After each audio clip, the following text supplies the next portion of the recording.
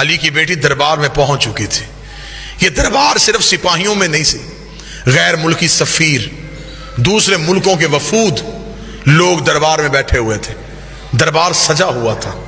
ان وفود میں، ان غیر ملکی سفیروں میں عیسائی بھی تھے، یہودی بھی تھے، مجوسی بھی تھے. انہوں نے پوچھا یزید یہ کون ہے؟ اس نے کہا محمد کی بیٹی. اس نے کہا تو نے کیا کیا؟ اس نے کہا میں نے نبی کے بیٹے کو قتل کیا. انہوں نے کہا کیوں قتل کیا؟ اس نے کہا اس لیے کہ حسین میرے اختیار کو نہیں مانتا تھا. میں بالکل عین تاریخ پڑھ رہا ہوں. حسین میرے اختیار کو نہیں مانتا تھا. اگر حسین میرے اختیار کو مان لیتا میں کبھی بھی حسین کو قتل نہ کرتا. حسین نے میرا اختیار نہیں مانا، اسے چاہیے تھا وہ میری بیعت کر لیتا. اس نے اختیار کو نہیں مانا، میں نے قتل کروا دیا.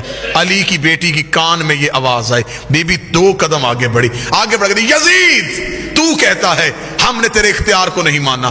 تیرے دربار میں روشن دانوں سے ہوا کا شور آ رہا ہے. میں تجھ سے بات کرنا چاہتی ہوں، تھوڑی دیر کے لیے ہوا روک. جب بی بی نے کہا تھوڑی دیر کے لیے ہوا روک، یزید یہ کہتا علی کی بیٹی میں ہوا کیسے روکوں؟ بی بی دیکھتی کہاں ہے تیرا اختیار؟ تو کہہ رہا تھا کہ تیرا اختیار ہم نے نہیں مانا، اختیار آزما. روشن دان سے ہوا روک. اس علی کی بیٹی یہ میرے بس میں نہیں. بی بی نے کہا تیرے دربار میں سپاہی گھوڑوں پہ بیٹھے، گھوڑے سم اٹھا کے زمین پہ مار رہے ہیں، سموں کا شور آ رہا ہے. تھوڑی دیر کے لیے سم روک. اس علی کی بیٹی میرے بس میں نہیں.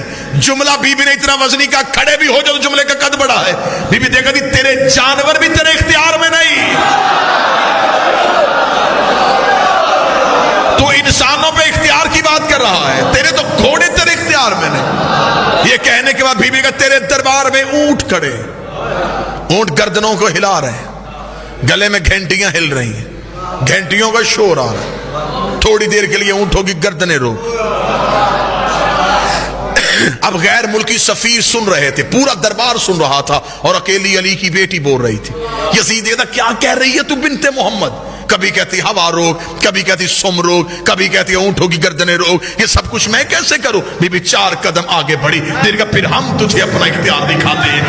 اسکت خاموش. اتنا کہنا تھا روشن دانوں میں ہوا رک گئی. جس گھوڑے نے سم اٹھایا تھا اس نے زمین پہ رکھا نہیں. جس اونٹ کی گردن ہلی تھی اس کی واپس نہیں آئی. جس انسان کی آنکھ کھلی تھی اس کی بند نہیں ہوئی. جس کا ہاتھ اٹھا تھا اس کا نیچے نہیں آیا. جس کے نتنے سے سانس نکلی تھی دوسرے نتنے سے واپس نہیں آئی.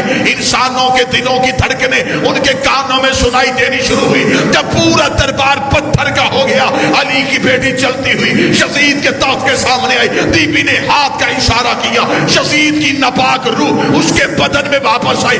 اس نے پورا دربار پتھر کا دیکھا کہ ہر چیز اپنی جگہ پہ رک چکی ہے، اونگ کا عالم ہے. یزید کے چہرے پہ موت کی ضربیں آئی. اس نے تخت پہ بیٹھ کر علی کی بیٹی مجھے معاف کر دے، علی کی بیٹی مجھے موت نہ دینا، علی کی بیٹی مجھے معاف کر دے. بی بی 2 قدم آگے بڑھی. بی بی نے کہا اب بتا کہتی تو ہے یا ہم ہے؟ یہ جو دعا میں آپ کو ابھی بتانے والا ہوں اسے بالکل بھی نظر انداز مت کرنا. 5 مرتبہ پڑھ کر اسے آگے ضرور شیئر کر دینا. اگر آپ نے اس دعا کو شیئر کر دیا، اگر آپ نے اس دعا کو پڑھ لیا تو آپ پوری امت کی پریشانیوں اور بیماریوں سے شفا کا وسیلہ بن سکتے ہو. اس دعا کو پڑھنے سے آپ کا ذہن تیز ہوتا ہے، جان و مال کی حفاظت ہوتی ہے، ایمان تازہ رہتا ہے اور بیماریوں سے نجات ملتی ہے.